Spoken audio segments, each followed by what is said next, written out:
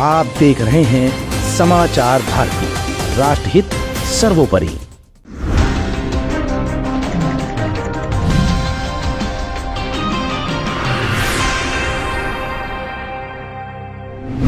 देश में जब जब आर्थिक सुधार की बात आएगी तब तब मनमोहन सिंह जी का नाम लिया जाएगा।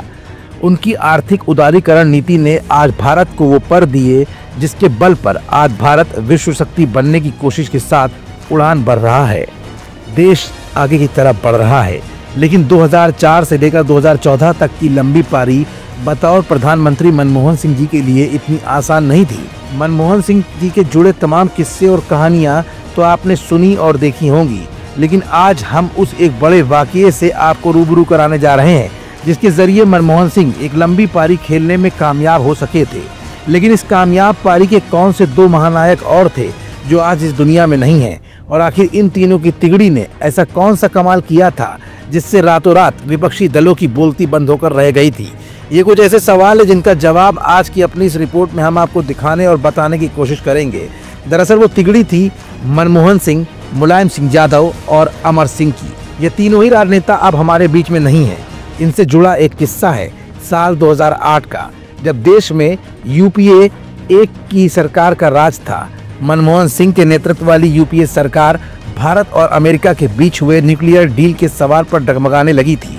वामपंथी दल अमेरिका के साथ इस समझौते के सख्त खिलाफ थे।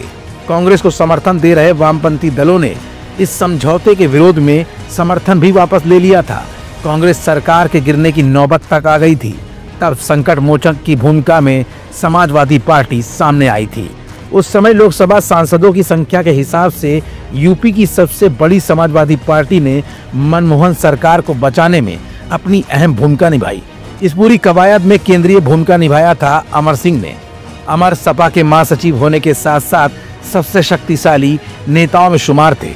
मुलायम पर उनका सीधा असर दिखता था। अमर ने न केवल सपा सांसदों का समर्थन दिलवाया, बल्कि कई निर्दलीय और अन्य नेताओं को भी कांग्रेस के पक्ष में लामबद्ध किया था, और इस रणनीति से यूपीए सरकार अल्पमत में आने से बच गई थी। तब से लेकर अब तक समाजवादी पार्टी और कांग्रेस के बीच चाहे जितना कुछ भी हो, लेकिन दोनों के ही रिश्तों के दौरान खट्टे मीठे अनुभवों के साथ दोनों ही पार्टियां आज एक दूसरे के साथ हर मौके पर खड़ी दिखती हैं।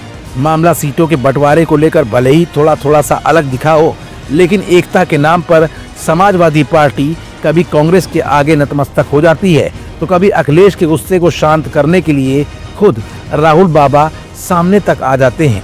विधानसभा चुनाव 2027 के लिए भी एक बार फिर नई तिगड़ी राहुल, प्रियंका और अखिलेश की उभर कर निश्चित तौर पर सामने आएगी, और अपने राजनीतिक गुरु मनमोहन सिंह से सीखे हुए तमाम हुनर राहुल इन चुनावों में दिखाते हुए भी सामने होंगे। आप देख रहे हैं समाचार भारती, राष्ट्रहित सर्वोपरि।